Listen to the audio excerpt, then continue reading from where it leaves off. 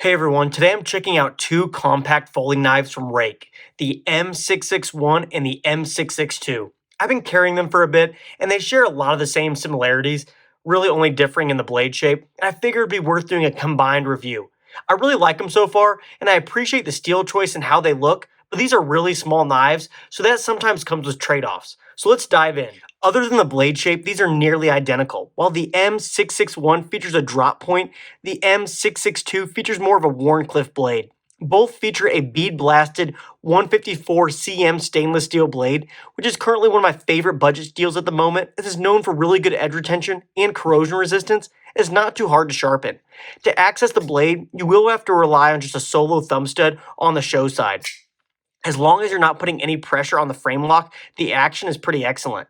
Now onto the handle, we actually have two different materials here. Standard black G10 on the front, and surprisingly enough, titanium on the back. It's really interesting seeing titanium here, as the blade steel 154 cm is more commonly found on more budget blades, so just kind of an interesting combo. Looking at the titanium side, you can see this is a frame lock and the lockup is excellent.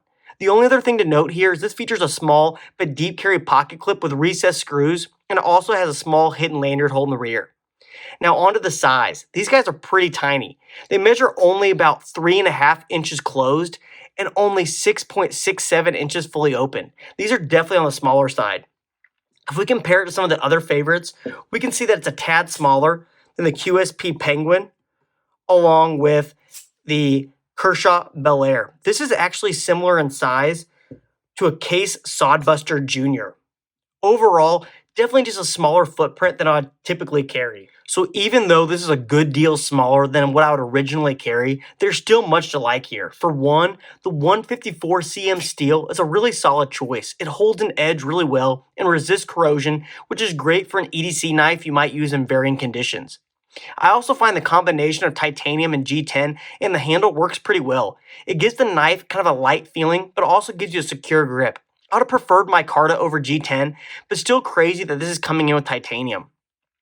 Also, the compact size and slim profile make these really unobtrusive, really easy to carry, not bulky or heavy at all. The pocket clip also helps with that, and it keeps the knife riding low in the pocket. Also, I just really like the straight up aesthetics of this knife. It looks clean, minimalist with a bead blast finish, matte tones. For a daily carry knife, it kind of has that understated but premium look that kind of appeals to me. For light everyday tasks, think cutting boxes, cutting cords, small chores around the house or indoors, these are more than capable.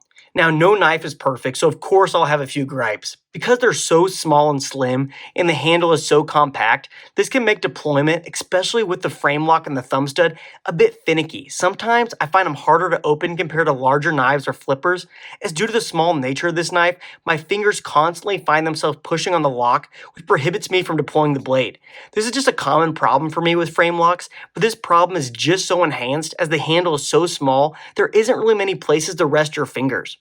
The only other criticisms I have here is the price, as the retail price is around $90. It's pretty steep. Yes, you're getting titanium, but the steel choice kind of defeats that status. Don't get me wrong, the quality is excellent and the fit and finish leaves nothing to be desired. I saw these were on sale for around $60 on White Mountain Knives, and that seems much closer to what I imagine the price should be. At that price point, these seem much more competitive. These knives aren't meant for heavy-duty field work or tasks where you need brute force. These are ideal for somebody who wants a pocket-friendly EDC knife, something light, discreet, and reliable for simple everyday chores.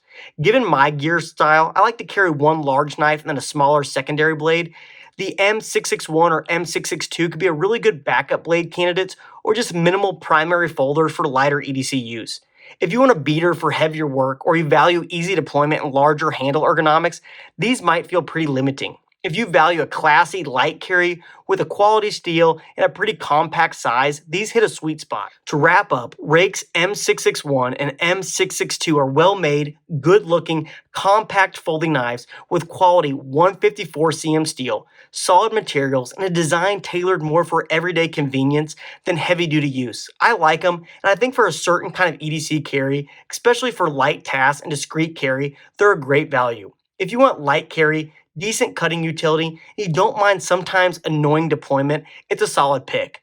Alright, that's it for today. If you enjoyed this kind of EDC gear deep dive, don't forget to like, subscribe, and I'll see you in the next one.